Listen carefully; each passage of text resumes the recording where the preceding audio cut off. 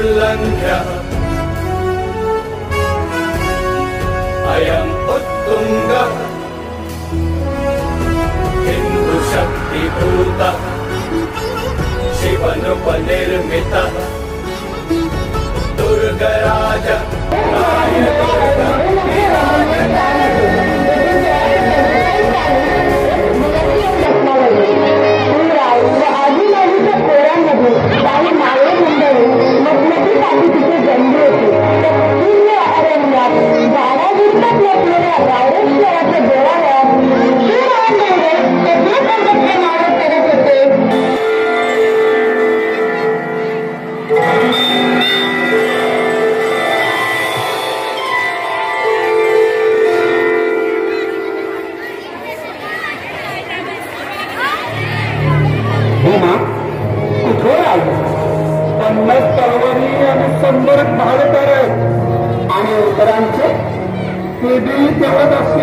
शाबास तानाजी, पुन्हा विचार करा.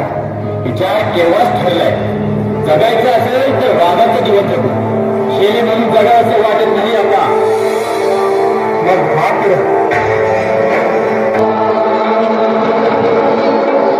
शंभो हर हर महादेव. आज तुझ्या प्रेरणेने आम्ही हिंदवी स्वराज्याची शपथ घेत आहोत. संकल्प केलेल्या गावाला तो सिद्ध आहे. हिंदवी स्वराज्य व्हावं ही स्वयंची इच्छा आहे. आणि जोवर हिंदवी स्वराज्य प्रस्थापित होत नाही तोवर आमच्या रक्ताचा प्रत्येक थेंब स्वराज्यासाठी वाहण्याची आमची तयारी आहे. आणि त्याकरिता आम्ही कटिबद्ध आहोत. हर हर महादेव.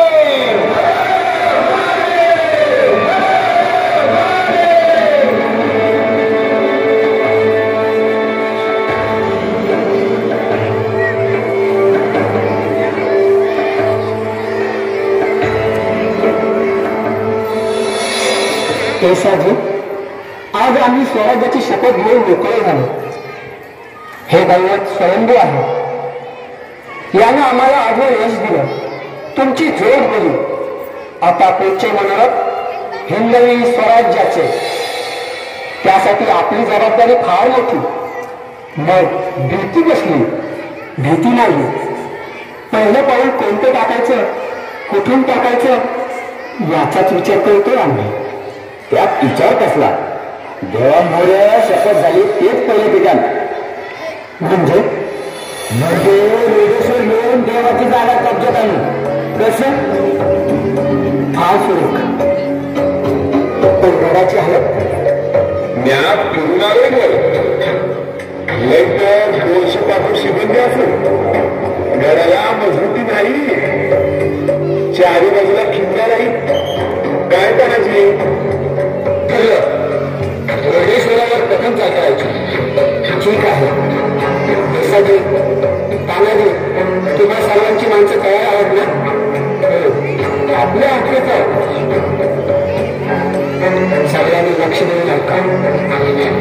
रेडेश्वराच्या पायथ्याला रात्र असतानाच साऱ्यांनी गोळा व्हायचा.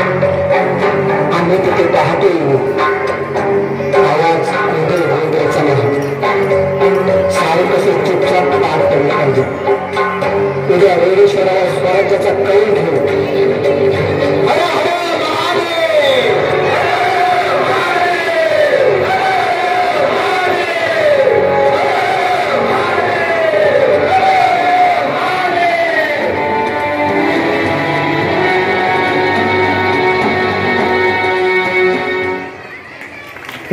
खूपच छान, खूपच छान.